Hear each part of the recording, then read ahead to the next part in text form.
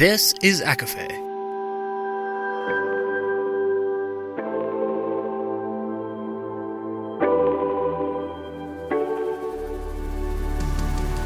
Laura Marie and Jessica Marie proudly present A Court of Fandoms and Exploration, a podcast. Fair warning, everything the hosts say is explicit, full of spoilers and adult content and shall not be used against them. They have opinions. Let's try not to drag anyone for expressing themselves and just have fun for an hour. We all deserve it. This episode contains spoilers from Neon Gods and The Sea Witch, with mentions of the Wicked Villain series, Electric Idol, The Infernal Devices, and The Song of Achilles. Please see show notes for trigger and content warnings provided by the author.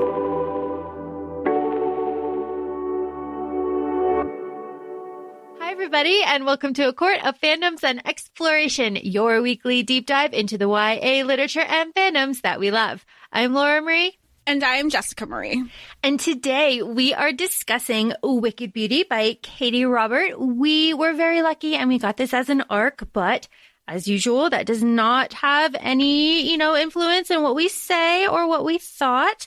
And we just have to say thank you. So say thank you. Yes. Yes. Thank you to Sourcebook for sharing this arc with us and for just all the opportunities they've given us thus far.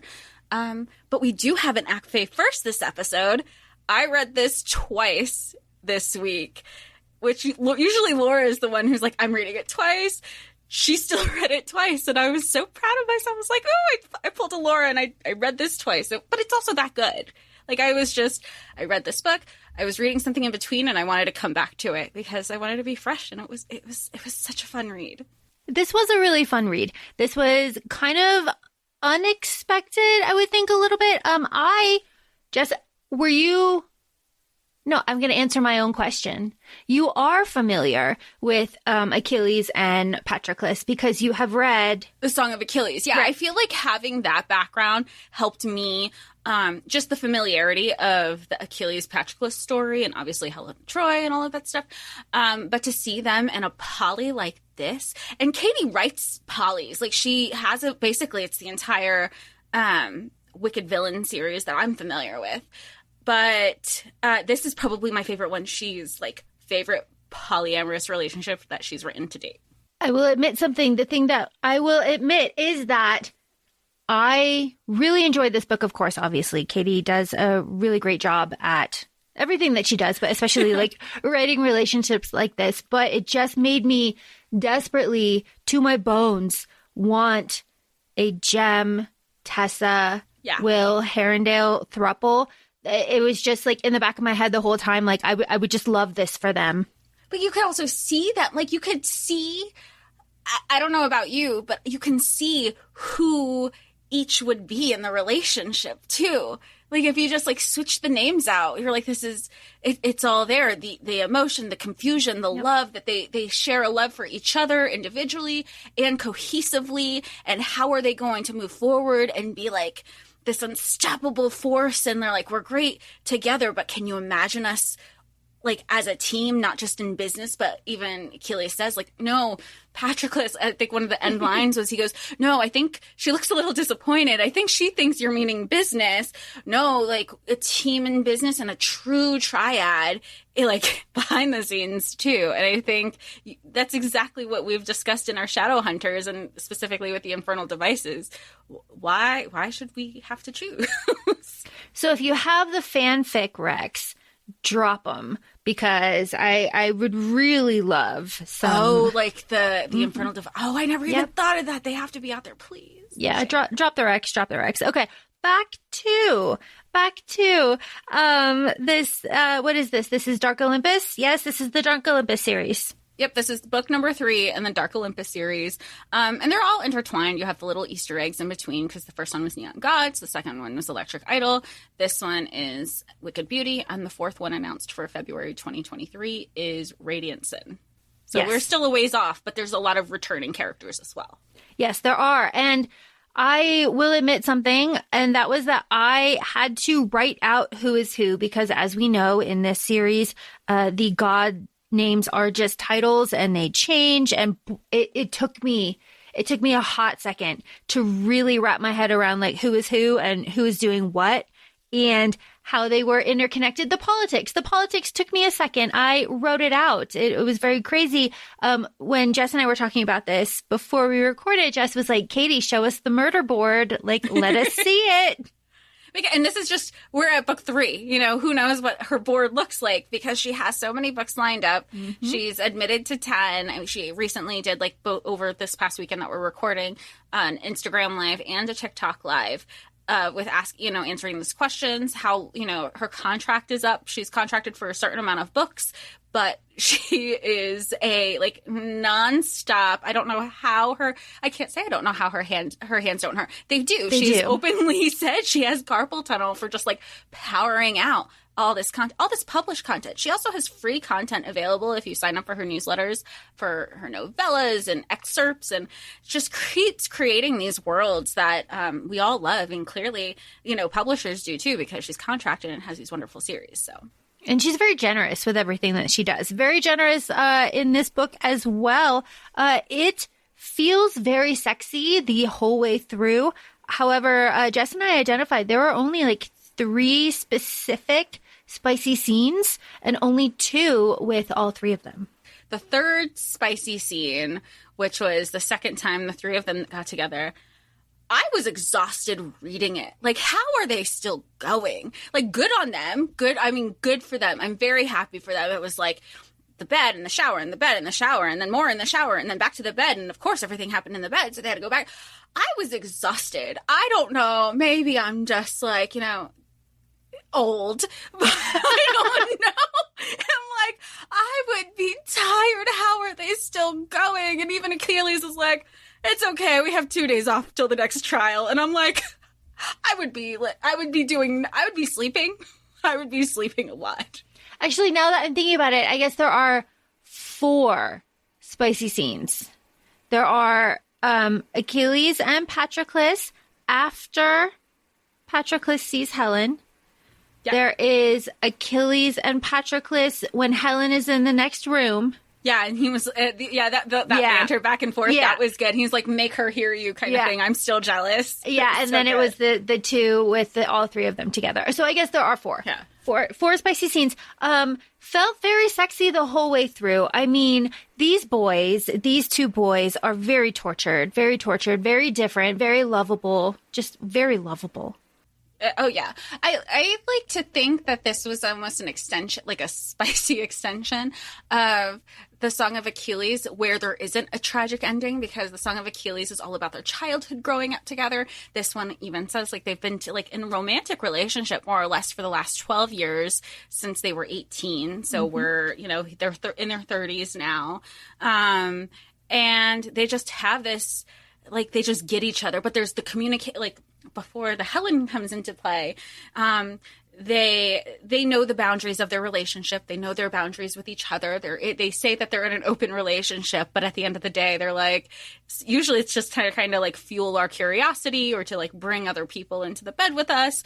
But at the end of the day, it's just it comes down to both of them and their relationship with each other. And they have a really interesting relationship, but they're very strong on their own, which is something that I do really enjoy about Achilles and Patroclus. Like, Patroclus is the thinker. He's the thinker. Achilles is the doer.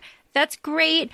I like the backstory that we have here of, like, Patroclus knew Helen when they were kids a little bit, and she like kind of saved him from a bully. And I really like that kind of connection. I want to start with I guess just with an overall. We have 3 trials that we have to go through here. That is the plot of the book. It is a forced proximity bodyguard tournament. I'm so bad with naming the types of tropes. You know, there was the whole like, Helen, did you put your name in the thing? You know? Yeah. Like very Harry Potter. Yeah. Very Harry Potter. So lots of tropes here. Very fun, though. Very fun. And the reason they have the trials is because, like Laura had said, the 13, their title names for these roles, the current / past Ares died, so they need a new Ares, and the way to get to the Ares role is to complete these 3 trials. Whoever wins the trial at the end of the thing, wins the title role. And that is really interesting because Jess said that she read it twice. I also read it twice because we are both amazing. I really focused on the politics the second time, as I tend to do. And I like this planting of an uprising that's happening with the tournament, letting the people from Minos come in, and, like Theseus and the Minotaur and all of this kind of information happening, barrier situation. I really like all of this, and I'm so stoked to see where it goes. I'm so stoked to see where it goes because, dude, that barrier is going to go.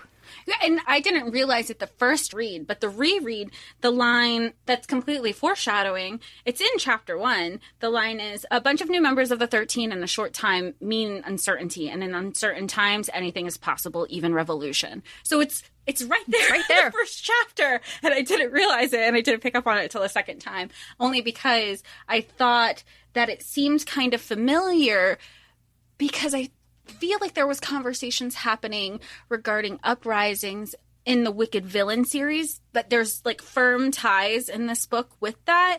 So I just didn't know if I was crossing, I was just blending the 2 series by accident, or if that's directly related to, if the people of Minos is the tie-in, or if it was an Easter egg to Wicked Villains. I'm so excited. Yeah, to see how it unfolds, because they drop it right at the end. Right, oh my God, it's so amazing. Okay. Helen is pretty isolated from females in this story, which isn't awesome, but she has her own inner growth kind of situation, so I will excuse that. But I do like that the women that are in her life, like her sister and everybody, are not really allies with her, right? She doesn't have, besides Dionysus and Hermes, she doesn't really have friends, Helen, right? So she has her sister, and she has, I guess, her brother, but... Yeah, but I feel like he goes in and out between that brotherly role. Eris, Eris, her sister, is now the new Aphrodite, as we know that from Electric Idol. But even in Electric Idol, they kind of had a strained relationship because Psyche would comment on it. There wasn't really that sister loyalty. They were just kind of sisters, not necessarily that loyalty that you hear from amongst each other. And there was even some conversation from Psyche in that book, Electric Idol, where she can see Helen as an actual girlfriend. They would go and have drinks on Friday nights. That barrier was kind of being brought down, that Psyche had put up for herself amongst all the people and the 13 and the children, obviously because of her own trauma and being bullied amongst the kids. And I wish we saw more of that here, but I have to think you don't have all these characters that are all intertwined and not have some sort of payoff in the end, especially when a revolution is coming. Yeah, there'll be some sort of Avengers moment. There has to be, right? I want this. I want this dearly. So we start off with Ares dying, the old Ares is dead, the tournament is announced, and Helen says, fuck you, I'm entering, right? That's really what it is, because she's announced as the prize. She was already going to enter. She's already going to enter. A prize to be won. Which is said over and over and over again. Over and over. I love it. I love a Princess Jasmine moment. Do you say it in her inflection and her, Jasmine's? Jasmine's? Yeah, every time you read it, because I do. I did. Yeah, I am not a prize to be won. How can you not? But then also knowing that she dropped Carver City in this series, knowing that there was a Jasmine in that was just kind of very meta for me. Yeah, it was just there's just a lot going on. There's a lot going on. But Zeus does not tell Helen that Helen is going to be the wife of the person that wins the Ares tournament, which is a big no-no, dude. What is that even about?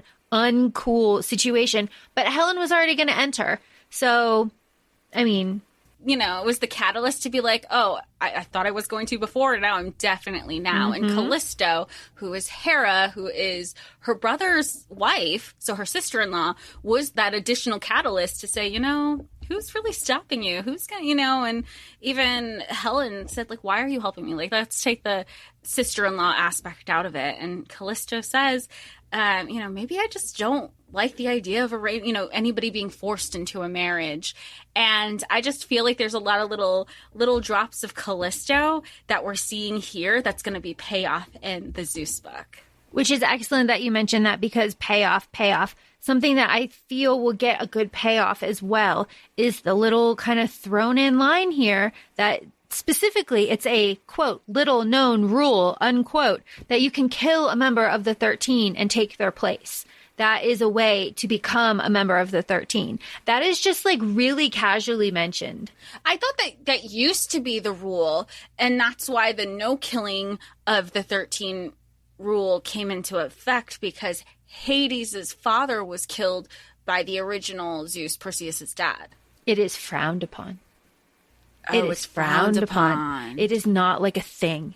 It is just, it is like something that is nobody talks about, nobody mentions. Oh, it's just going to happen there then. But like you can totally do it. Yeah. So Katie dropped that in there and I was just like, a little known rule. I'm perking up on this. Okay. So interesting. That goes along with something that Jess, you and I were discussing earlier, which was I'm interested in the politics of Poseidon and how Poseidon and like some of his people are able to cross the barrier like easily. I want to know more about that.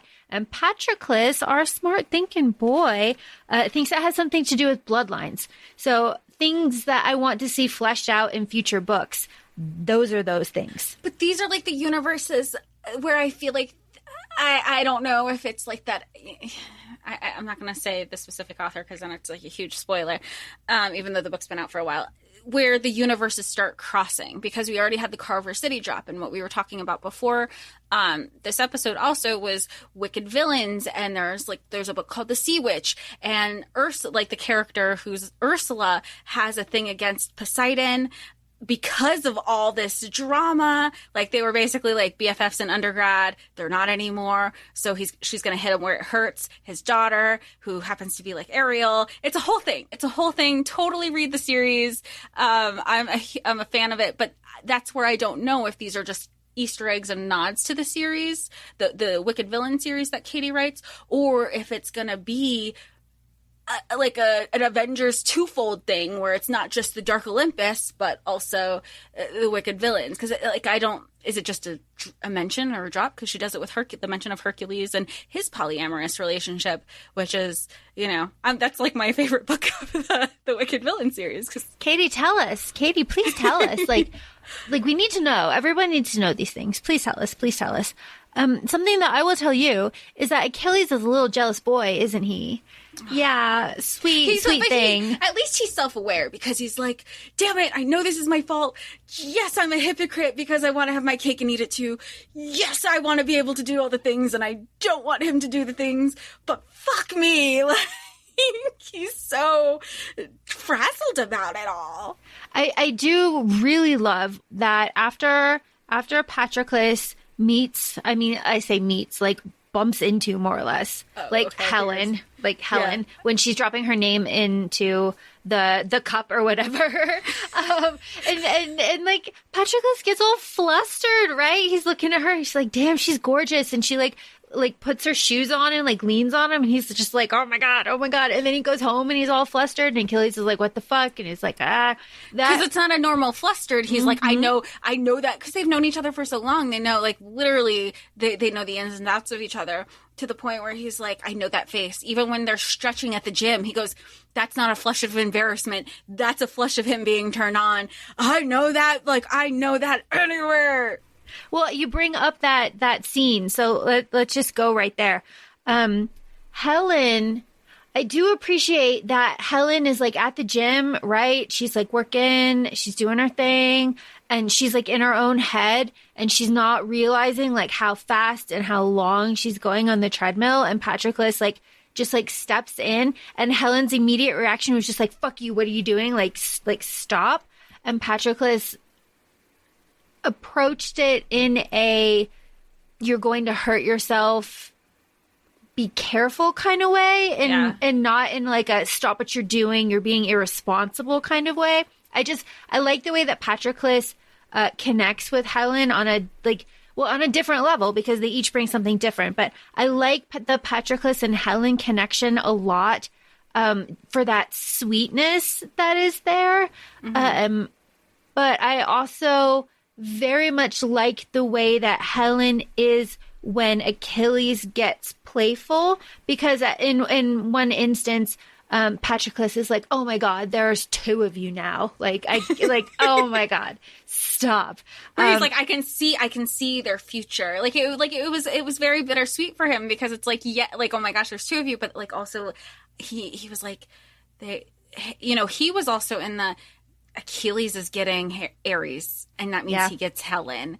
Like, I'm seeing their future lay out, and I'm already getting pushed aside. Like, it was just, you're in, and like you said, with the three POVs and all these situations, you're feeling their emotions and their turmoil and their confusion. And, in some instances they're great at communicating, and others, I'm like, it's just like, if you all simultaneously talked, you'd realize your insecurities and feelings for each other are exactly like, you all have the same insecurities that the other is going to leave you, because your love for each other is so deep. And the three POVs, as you mentioned, are phenomenal in my opinion. I really like having, in a throuple situation, I like having three POVs. It keeps everything straight in my head, keeps everything kind of together. But in this gym scene that we're talking about, so Helen and Patroclus are stretching, and Patroclus says in his head, like, a little more sexually than needed to be. He was like, I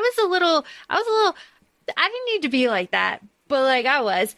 And then like Achilles comes in, and Achilles catches them or whatever. And then Achilles basically picks up Helen and angry fucks her in their room. And afterwards, this is the point that I'm getting to, the thing that I really love. After they have that really like passionate kind of like angry, rough kind of sex, Achilles is like, oh my God, we didn't use condoms. Oh my God, I am so sorry. I don't know what is going on with me. Like, oh my God. And Helen is like, yeah, I'm on birth control. I was aware of that the whole time. Like, I knew this. She knew that, but I like that he had the concern, because condoms aren't just about, fertility and contraceptives. Like, I like that he was like, the only person that I have unprotected sex with is Patroclus. Like, what the fuck? And she's like, oh, well, I'm tested regularly. And he was still like, that's not the point. Like, I am too, but that's not the point. It was such a great, I just never really read about a man being like, oh my God, oh my God, oh my God. Oh my God, just having like a moment, because it's usually like a gross reverse kind of situation, or it's not addressed, or, or. But I really like that he was just kind of caught up in passion. But she, who also was like, yeah, but I know my shit. Like, this is not like, I am not this naive bitch. Like, we are on the same level here. And I really, really appreciated that. But going back to what you were saying about how their insecurities. So like Achilles is jealous, Patroclus is drawn to Helen, and Helen wants both.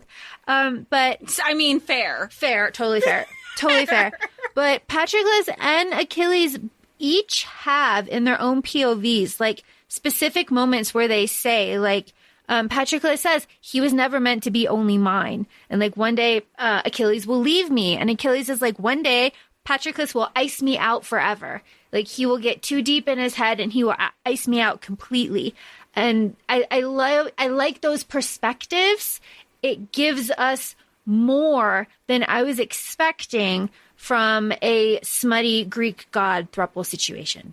And I loved Patroclus. Like, even after that moment where Achilles angry fucks Helen, and Achilles comes home and he's like, I'm so sorry. He's like, don't even fucking, like, shower, get that shit off. Like, because same, I get it. Like that, I would be like, are you really gonna come to our bed? And like, no, I don't want to hear it. Like, let's, you know, I appreciated that. I understand 100% where Achilles is like, talk to me, like, you not talking to me, you because what does he say? He's like, yell at me, scream at me, hit me, and Patroclus like, that's abuse. I'm not gonna, that's abuse. Like, I'm not gonna hit you. He's like, and Achilles, because he's the doer, he needs something. He needs some sort of validation. And I totally get where Patroclus is coming from. He's like, I need to not talk to you, because if I do, that's gonna, you know, and he even says it in the inner dialogue that Achilles has learned that if he tries to push me when I'm not ready to talk, the whole situation becomes worse than it needs to. And Achilles, and he just realizes it. He's like, I know I fucked up. I know I want everything my way. I know I'm being a hypocrite. I just, not even 12 hours ago, I said, she's off limits. Like, she's affecting us too bad. And all of a sudden I do this, and he's waiting for a reaction. And Patroclus is just trying to wrap his mind around, like, the double standard of it all, you know, that this person who has been in their lives for 48 hours is all of a sudden upturning their relationship, which they were already, you know, and Achilles says you're not in a relationship for 12 years without, you know, ups and downs. Like, it's not realistically possible. Yes. Let's talk about the first trial. Tell me about the first trial. I was going to ask you. I forgot what the first trial was, but I remember the second and third. The first trial. I have them written down. The first trial is the obstacle course, and the second is the hedge maze. And with the third, keys. Yeah, and the third is the trial about combat. Yeah, yeah, in Colosseum. In my head, it was the Colosseum. Yeah, no, definitely. Me too. I had an issue with the pacing about this, and we'll get to that later with the third trial. But this first trial, I was picturing just like a big ass, like, wipeout kind of situation for an obstacle course. Like the Gladiator. Like yeah. Just because that's the only, I don't know, that's just where my brain went. But I would not be able to do this. I couldn't have done any of these. No. Are you kidding me? I couldn't get past a Triwizard tournament. You think I was going to get this? I couldn't. I definitely couldn't do this one.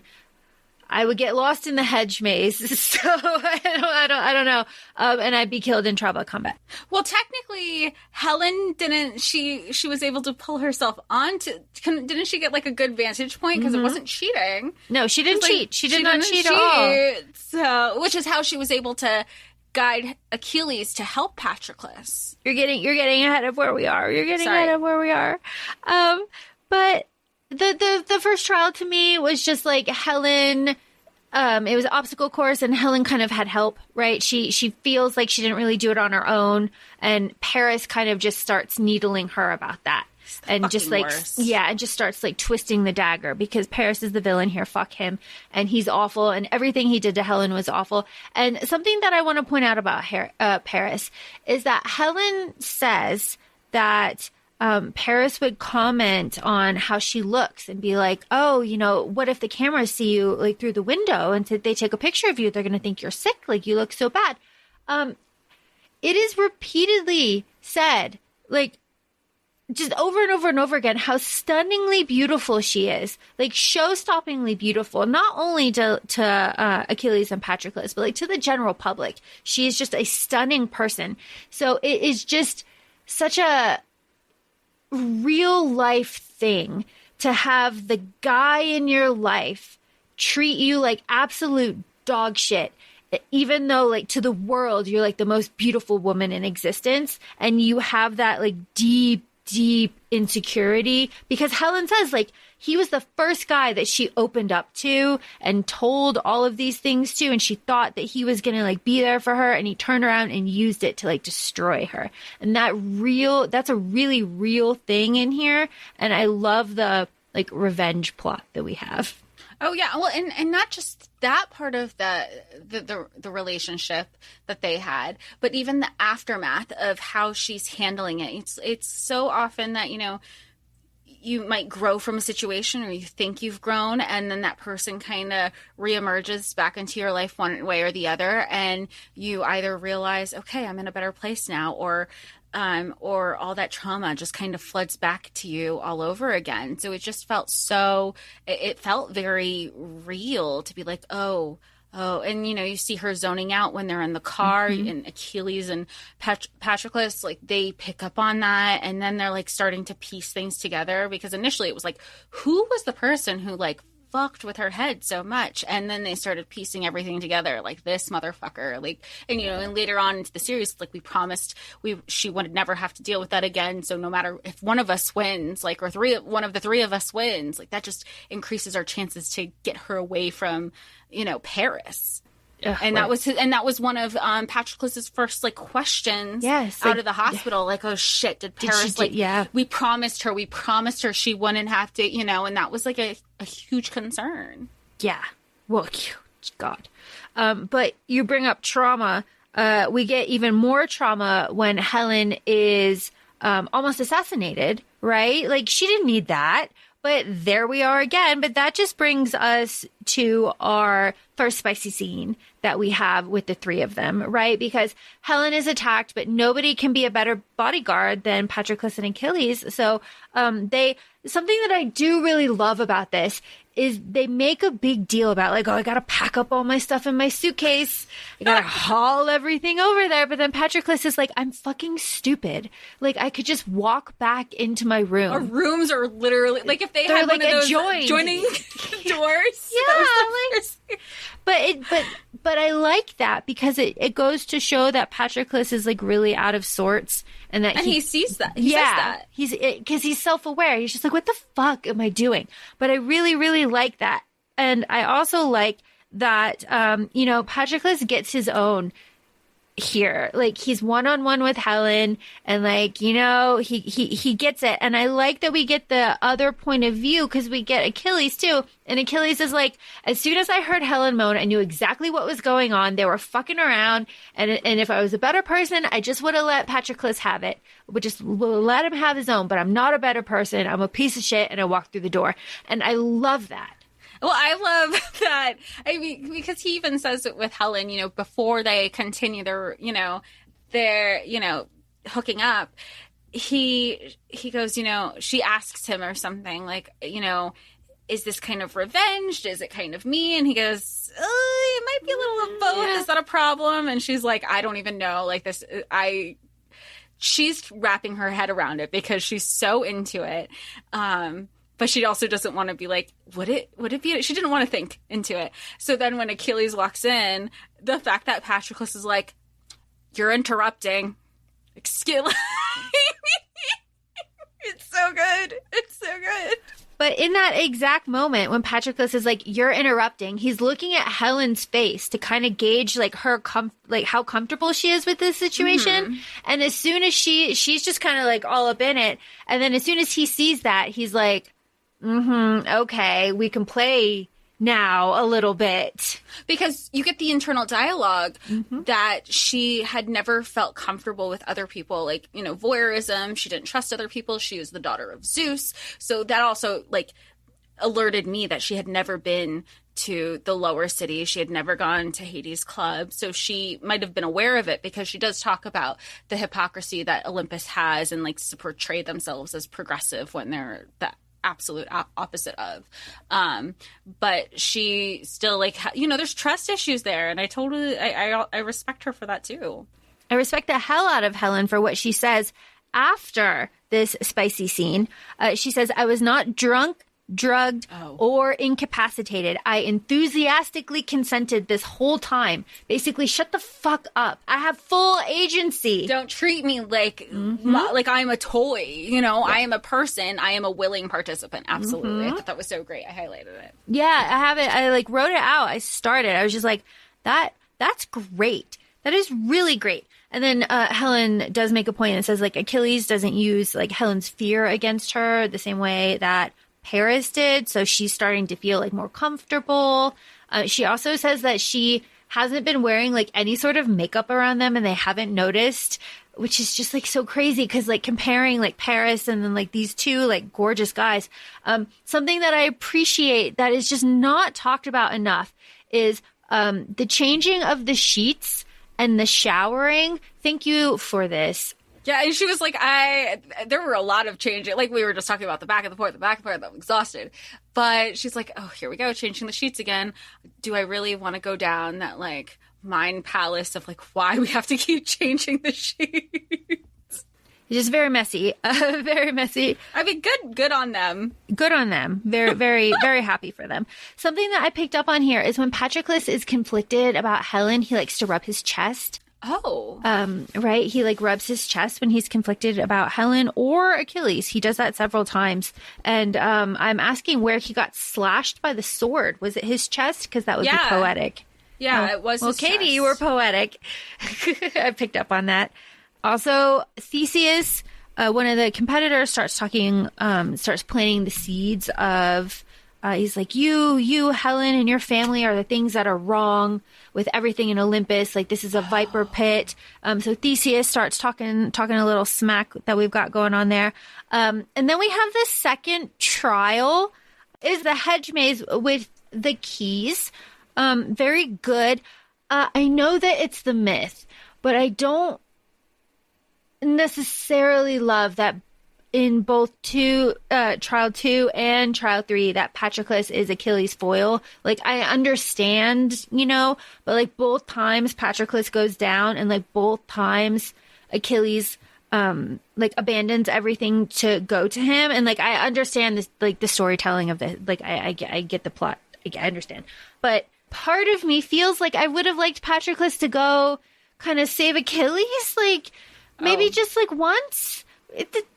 Just like maybe they fight together instead of Patroclus always getting his ass fucking handed to him because Patroclus got his ass handed to him by Hector in the second trial. Like, our boy can fight. I would just like him to fight. I was going to say, like, he's not under Athena's rule if he wasn't capable. Yeah, like, our boy is capable. Let him be capable. I guess it's kind of I know he's taller. Like, they talk about, like, he is taller than Achilles. Yeah. Like, he's, like, bigger than him in general, just with, like, glasses. Yeah. So cute. And they say, though, he doesn't have the natural kind of, like, war. He thinks about his moves, where Achilles just kind of automatically moves. And that is the reason, because it reinforces that he's a thinker. And I understand the storytelling. I'm just saying. I would have liked the rules. As long as we're reversing all the things. Mm-hmm. Let's reverse that a little bit. That is just a little criticism for me. I have a question since it's surrounding the second trial,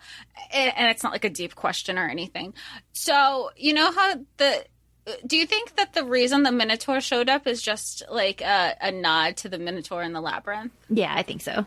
Okay. Yeah, because we're in a maze, right? Yeah. Like, I thought that. Okay. Patroclus gets his ass beat by Hector in the second trial. Patroclus tells Achilles to leave him. And I highlighted this because in this second trial, when Achilles is dragging Patroclus behind him, he goes, Achilles, leave me.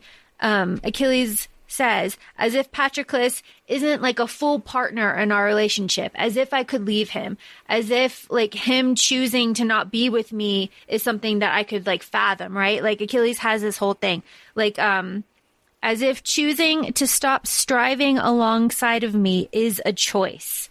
It's just very interesting here. And then it just kind of reinforces that Achilles is very afraid of a split between them, and does everything to hang on to Patroclus, even though Patroclus is telling him to let go. And that is mirrored in the decision scene in the hospital later on, this exact situation. But if Achilles had dropped Patroclus, he would have won, right? Like, both times he would have won, but he chooses not to because his like ultimate goal, even though he thinks it's Ares, is just like Patroclus and like his love situation. Hey, I don't think he like realizes the depth of his love. He knows it in these moments, but it's almost like, I don't know. I don't want to say that he's in denial. I don't know if he knows how deep it is. Because he gives up everything. Yeah. And he says it even at the end when Helen wins Ares. She wins all the trials. He says that, Helen never lost sight of anything. Yeah. She deserves it. Yeah. She never lost sight of it. And you just see that constantly happening in that conversation, though, of him never understanding what his life would be without Patroclus, when Patroclus was always just like waiting for, he was taking any morsel of Achilles for any amount of time because he felt like it, it was on borrowed time anyway. It was just going, so he was just constantly, any day he's going to leave me and I have to mentally prepare for that. And, maybe I'm a glutton for punishment, but I'll take what I can get while I can get it. So I feel like that's why Patroclus was always like, just, I'll be fine. Come back to me after you get the key. you know? Like maybe like the third trial, it was a little like, he had to go to the hospital. It was a little questionable there. But that second one, fucking leave me. You could come back. It's not like I'm left for dead here. I got a couple bruises. It's very, very interesting. Very interesting. So after the second trial, we have the Minotaur, Paris, Achilles, Patroclus, and Helen. Those are the last 5 that are left. Do you think, this is me overthinking, me being a Patroclus, if they, especially Patroclus, the thinker, the logical person, if they had conversations before every trial, okay, let's think of, strategic planning. Let's think of backup plans. If this happens, you keep going. Like, I feel like if they were supposed to be in it all the way together, like, wouldn't they have contingency plans before each of these trials? I think it just shows the depth of Achilles' brain turning off when Patroclus is in trouble. Because it is just like a seeing red kind of moment and everything goes out the window. And like, even if, right? It still wouldn't matter, even if they did have the conversations, because Achilles can't. He like physically cannot get away from Patroclus, and like Helen is just like, but yes. So after the second trial, we get one of my favorite scenes, and that is Helen just eviscerating these men about what they think about her qualifications to be Ares, and I just absolutely love it. It is my favorite scene, I think. And Helen kind of says like, I'm going to show my hand, but fuck it. Fuck these men that think that I don't know what I'm talking about. All right, here, boom, boom, boom, boom, politics, gossip, all of it. Do you know any of this? And Patroclus is like, I know nothing. The next chapter with Patroclus POV, he's all like, holy shit. Maybe I didn't know. He goes, I don't know what I don't know. Yeah. Yeah, I don't know what I don't know. And it's like, yeah, and you don't know a lot. And it's just really great. And Achilles is just like, well, we should be a throuple. After that, he's just like, well, all 3 of us then. All of us, because we're a good team. We work together. And he's like, that we should keep moment fucking. That he was like, we should get, and they were like, wait, what? And even Patroclus and Helen looks at Patroclus. He didn't talk about this. I'm just having my coffee. Yeah.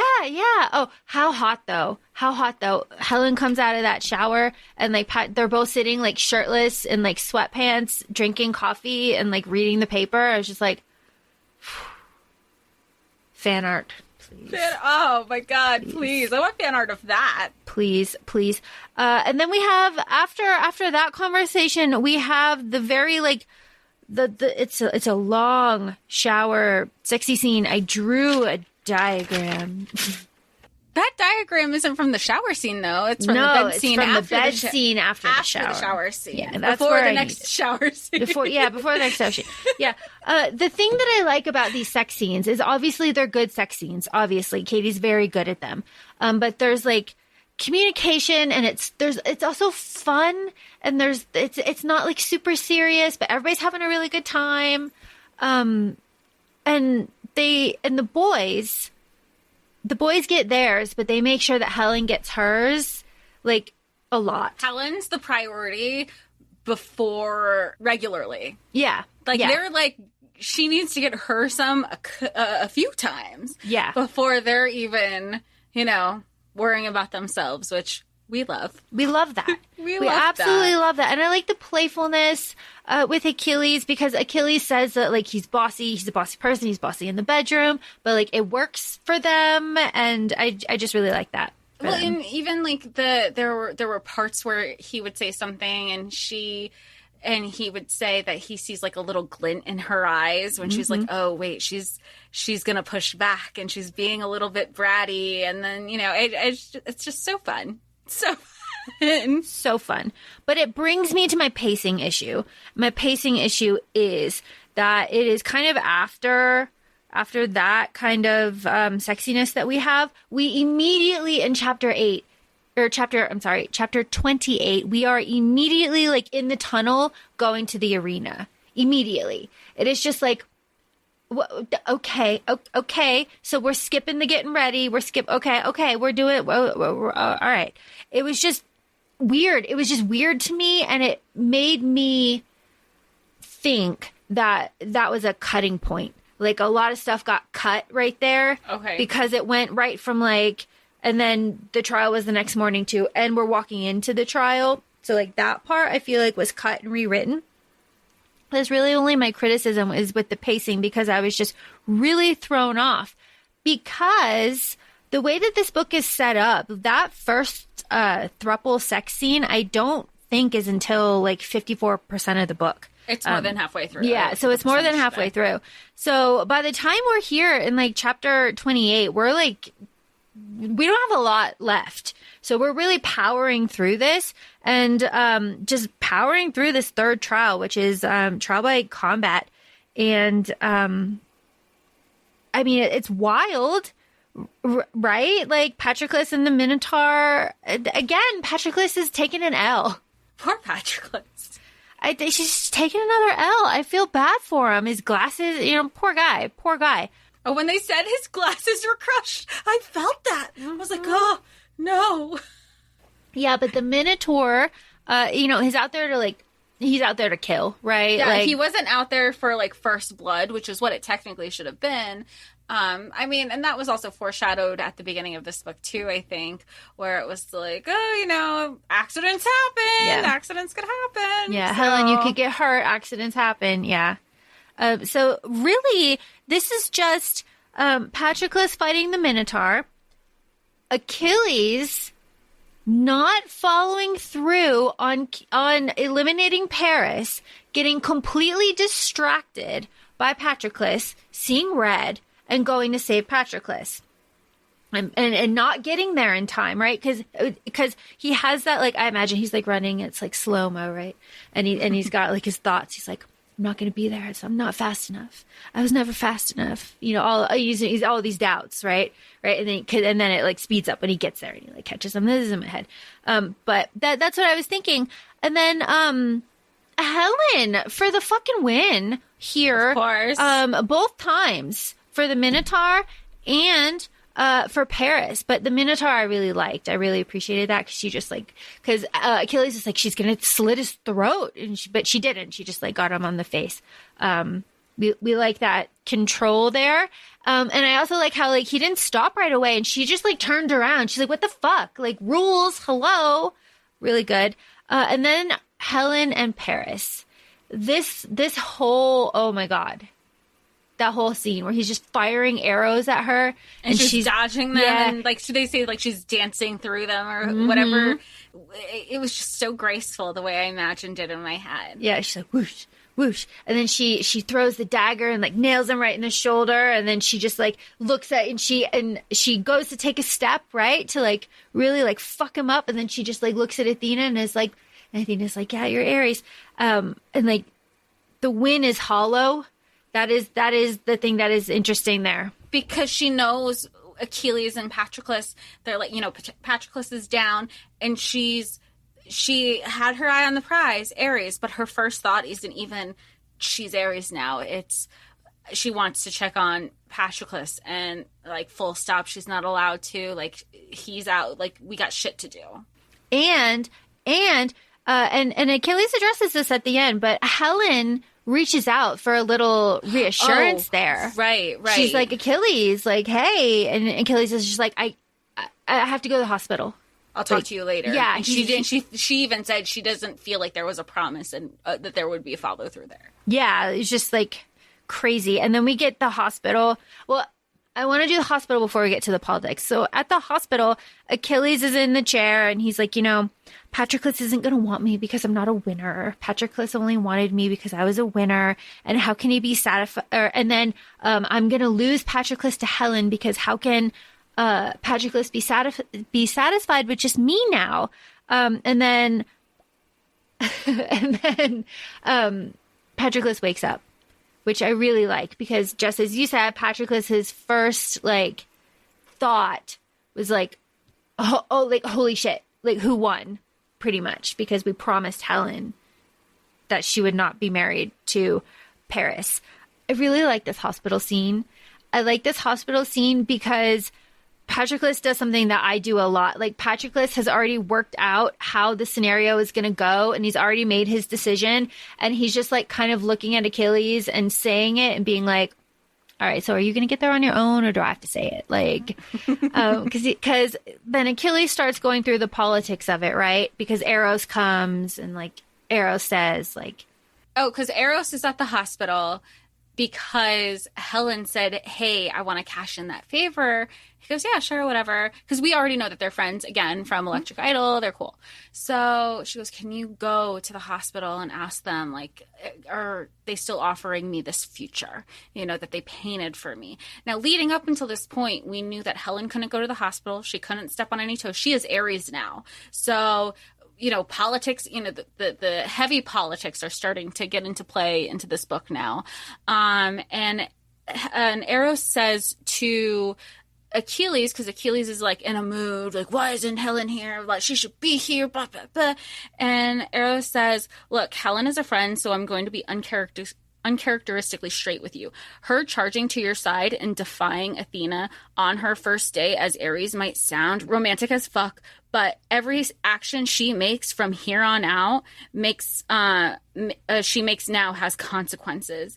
And it just reminded me of the Eros that we know from Electric Idol, where he, when him and Psyche were going to do the prenup, and he goes, people who are crazy in love, he was just so methodical, and he goes, bigger picture. That's always, and I really respect that about Eros, and I respect that about Helen understanding the bigger picture. And if Achilles took a step back, logically, and he later comes to that conclusion. He goes, logically, I know it makes sense. I know that there's a lot of moving pieces involved right now, but he's coming from a very emotional place right now. So he's not able to look at things objectively. And the one person who's typically of sound mind in his life is literally on the bed in front of him. But then he wakes up and he's like, so essentially, I am going to resign from Athena and I'm going to get in this relationship with Helen. And are you gonna come? You gonna come? That's essentially what he's doing. And Achilles is just like, well, I mean, and he has to work through it. He has to, and that, that's kind of for us too as the reader. He's like, well, if I resign with Aries and it doesn't work, I can't go back, or I can't do all of this stuff. Athena won't take me back because I'll have been with Aries. So then what did I do? All of this stuff. He's working through the politics. And he's also I think there's a lot of self-identity stuff going on there, because it's the, who am I without this thing, right?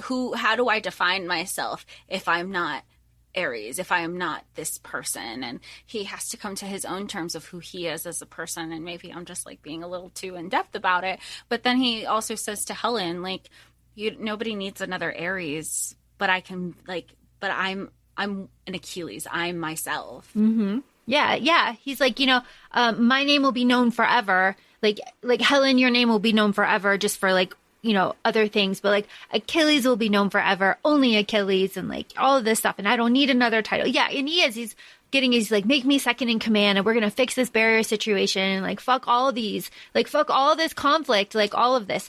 I really did like that. And I like that Patroclus just kind of watched him slowly catch up and get there too and be like, yeah, And then they're, I think Achilles is like, yeah, let's go get our girl. Like, let's go get her. I love throughout the whole thing, you see them, before they got to this conclusion on their own, they were like, let's go get our girl. Like, it was always like an our girl reference. It was never a my girl. Like she was already in the fold with them.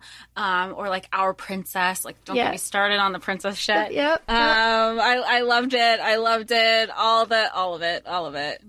Or when Achilles is like, oh, Patroclus, you should have seen her. Like, she was dodging the arrows, and then she threw the dagger, and Patroclus is like, she shouldn't have thrown the dagger. It was risky. It was like, she nailed it. Like, that they were so proud of her. Like, it was so great. I just really love them. I love them as a throuple. I'm excited to see kind of how they are. And I love that Achilles, like, just like, dumb, beautiful himbo Achilles is just like, let's get married. And everyone's like, what? They're like, what? He's like, not right now, but like later, obviously later. And I'm just like, yeah, I want to see that. I'll take that as a novella. I'll take it in any form. I'll take their honeymoon night. I'll take all the things.